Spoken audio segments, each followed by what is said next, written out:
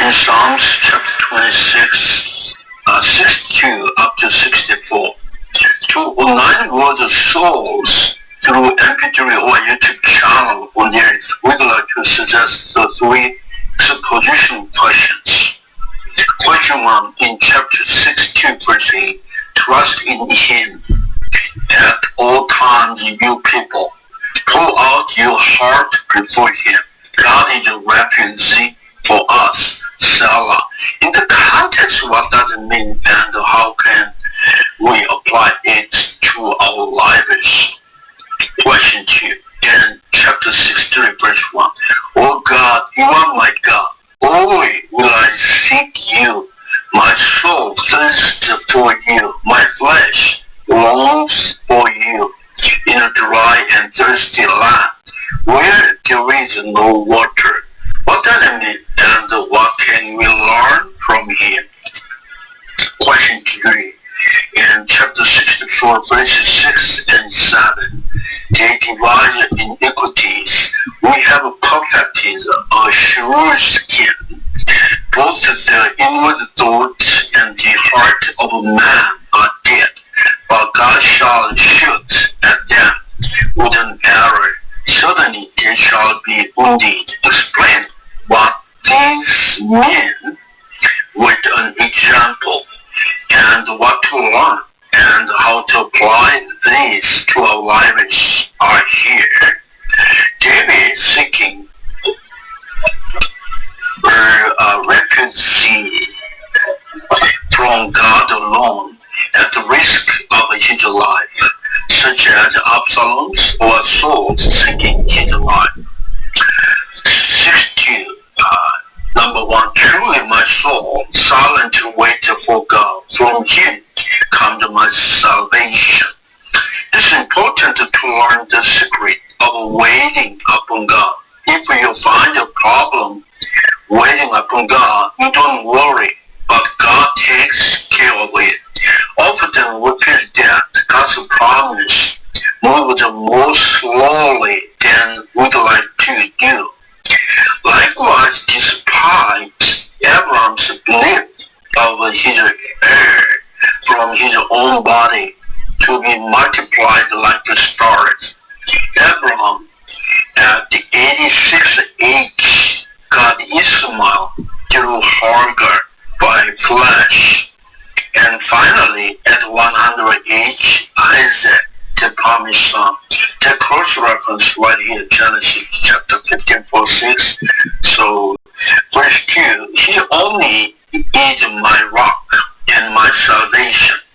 He is my defense. I shall not be greatly moved. Rock is a symbol of God, who is faithful and omnipotent. In the light of Deuteronomy or Daniel, Deuteronomy chapter 32, 15, or Daniel 2, 44, 45. Verse 3. How long will you attack the man? You shall be slain, all of you, like a leaning, bowing wall and a tottering fence. All of them are trying to slay him like a leaning wall and an unsteady fence, casting him down from his high position with hypocritic mouths. Verse 4, they only consult to cast him down from his high position. They delight in lies. They bless with their mouth, but their curse inwardly. Selah. Verse 5, my soul waits silently for God alone, for my expectation is from Him. David expressed his exclusive deliverer and helper, who is only God. Verse 6, He only is my rock, my salvation. He is my defense. I shall not be moved. In God is my salvation and my glory, the rock of my strength, and my refuge is in God. David wavering trust or faith on God as His rock, salvation, and defense, His glory too. Verse 8, trust in Him at all times, you people. Pour out your heart before Him. God is a refuge for us, Sarah. When we face a problem, difficulty, or the risk of life, we trust in Him always and pour out our hearts, such as sins, problems, or issues, because God is a refuge. If so, God takes care of them, and we don't worry about anything. The cross-reference right here, 1 John 1:9. Otherwise, God allows us to take care of it. That's causing a lot of problem. Verse 9, surely men of low degree are a baker.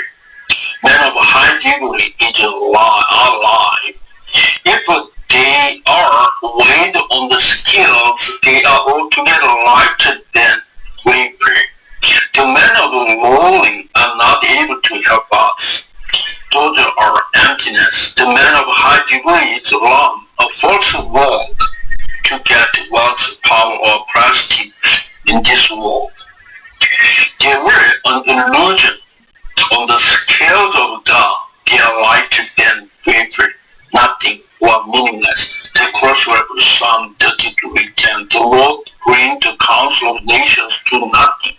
He makes the plans of the peoples of no effect.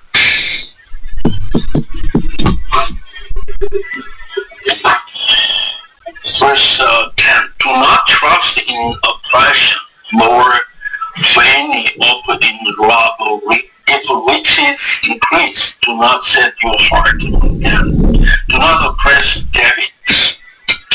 Don't have the hope to steal forcefully.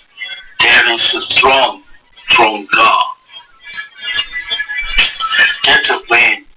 If you try to be rich, you fall into temptation, snare, lust, being destroyed. That closure of 1 Timothy 6:9. Verse 11. God had spoken once, twice. I ever heard this, that power belongs to God. The kingdom, the power, and the glory belong to God forever. God's mercy endures forever. Anyone's power and glory acquired by the flesh or measured by the scale of God is nothing. Only faithful works by the Spirit have an unburnable reward from God or eternal value. That cross-reference right here. Chapter 63. Oh God, you are my God. Only will I seek you. My soul thirsts for you. My flesh longs for you in a dry and thirsty land where there is no water. The human has two parts, body, mind, and soul. Or by the word of God, three parts, body, mind, and spirit. Because only word of God can separate between mind and spirit. The body has its own thirst, its own driver, such as for water or food. The soul has its own thirst, such as for curiosity, meaning, or security. The spirit has its own thirst, such as for God or eternity. Here, David earnestly sought the water in his body, the mind in the spirit, the spiritual mind, and God.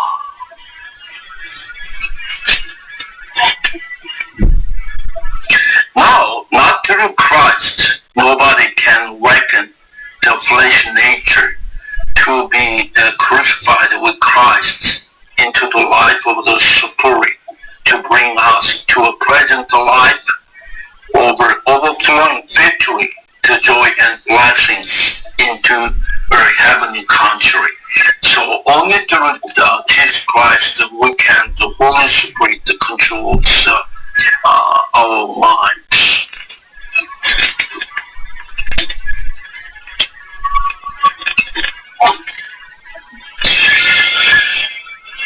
So all cross-reference Hebrews chapter 4:12, right there, 1 Thessalonians 5 to Psalm 42, Romans 8 to 6, 1 Corinthians 10 to 4. Verse 2, so I have looked for you in the sanctuary to see your power and your glory. The sanctuary was the holy place, sometimes the most holy place, or the entire temple, literally meaning a safe or a sheltered place that is a refuge. Here, David looked for God towards the temple of God for refuge, for safe place.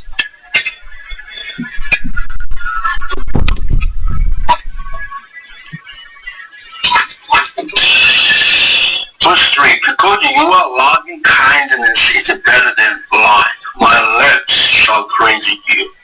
That's a worship.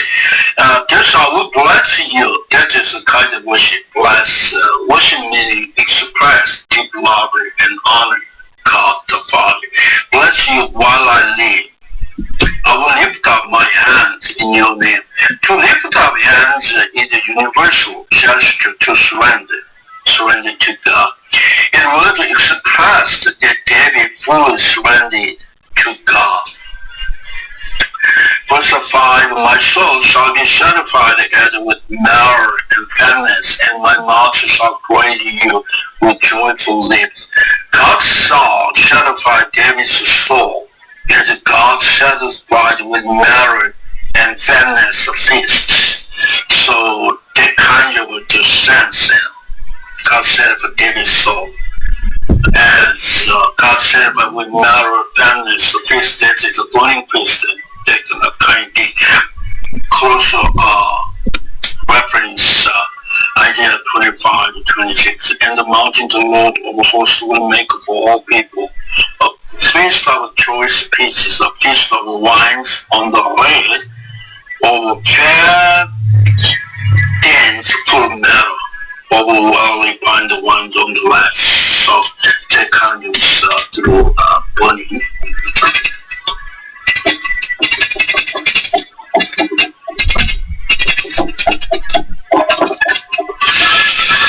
And in the verse 6, when I remember you on my bed, I meditate on you in the night watches. In the night watches without sleeping, or in the sleepless nights, caused by running away from enemies, David turned his thoughts to God from stress, fatigue, or worry. It's time to worship God in peace. Verse 7. Because you have been my help, therefore in the shadow of your wings I will rejoice.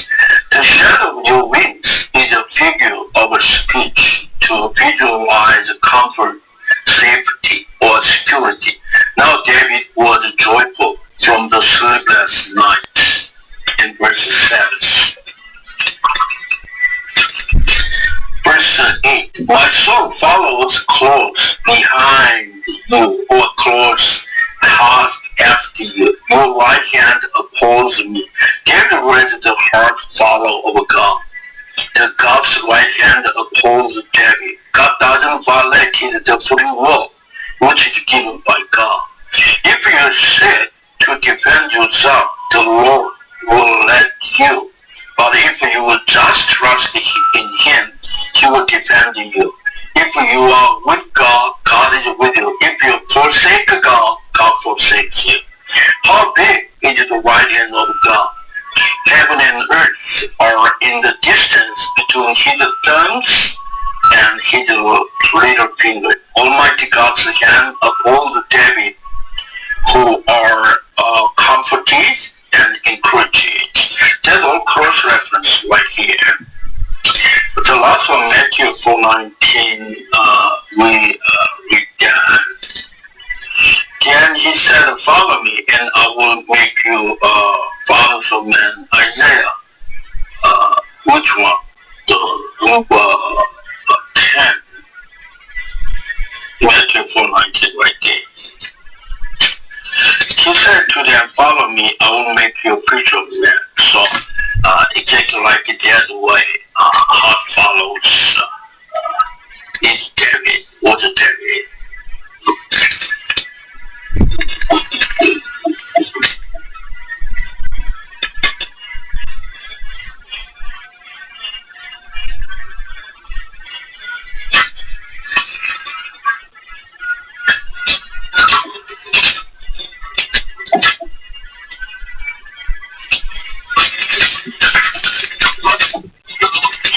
Then verses 9 to 11.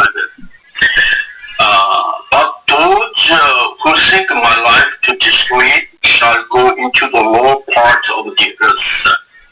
They shall fall by the sword. They shall be a portion for Jackal's wild animal.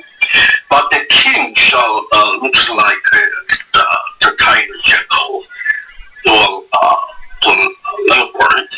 But the king shall rejoice in God. Everyone who is persuaded by him shall glory. But the mouth of those who speak lies will be stopped. God's righteousness will be developed. Note in the Old Testament time, his word was to get even and to allow to swear. While in the New Testament time, his word is to love even enemies and to discourage, to swear. David's king shall rejoice in God when the enemies are destroyed. There will cross-reference right there. So that's what he prays that way. Psalm 64. Hear my voice, O God, in my meditation. Preserve my life from fear of the enemy. Fear or fleshly fear is a tool that Satan often uses against us. Satan can immobilize you with fear. Look at God. Practically meditate his word. As here David did so. Isaiah 41:10. Fear not, for I am with you. Be not dismayed, for I am your God. I will strengthen you. Yes, I will help you. I will uphold you with my righteous right hand. Verse 2. Hide me from the secret plots of the wicked, from the rebellion of the workers of iniquity. David was protected from Ahithophel's wicked counsel, to Hushai's counter counsel, 2 Samuel 17 verses 1. This one. Verse 3. Who sharpened their tongue like a sword, and bent their bows to shoot their arrows bitter words, that they may shoot in secret at the blameless people, person like David. Suddenly they shoot at him and do not fear. They encourage themselves in evil matter. They work of laying snares secretly. They say, who will see them? Evil people often are encouraging one another in the evil way. So escape from the fear way into the Lord. So first, how to respond. So we should escape from. So 1 Corinthians 10:13. No temptation has overtaken you, except as is common to man. God is faithful, who will not allow you to be tempted beyond what you are able, but with temptation will also make the way of escape, that you may be able to bear it, so escape. That's why we can bear more suffering. Verse 6, they divided iniquities, we have perfected a sure skin. Both the inward dirt and the heart of man are deep. In the context of righteous person who lives by faith, the person who trusts in the Lord, or the person who is upright to the Lord, shall be protected from the evil people. A sharpening sword, the secret snares, iniquities, a sure skin, or the deep thought heart by God, who uses it for good. For example, Joseph, so like that. So God protects in that way. But God shall shoot at them with an arrow, suddenly they shall be wounded. So he will make them stumble over their own tongue. All who see them shall flee away. All men shall fear and shall declare the word of God. And they shall wisely consider his doing, so they know what's gospel. The righteous shall be glad in the Lord and trust in him. And all the upright in heart shall glory. Glory not in his place, in God. So we covered all the reflections to keep on prayer for the basic Iranian mission field. So they are reaching Turkey, Iran, Afghanistan, and so on continually. So we are praying for this year Paul mission first step tour. That one, so we might have an opportunity to preach the gospel of Jesus Christ to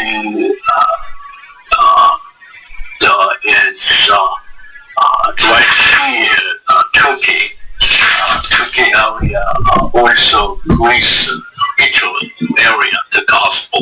So continue, if the Lord permits, pray for deliverance ministries for about sex child trafficking victims from Latin America.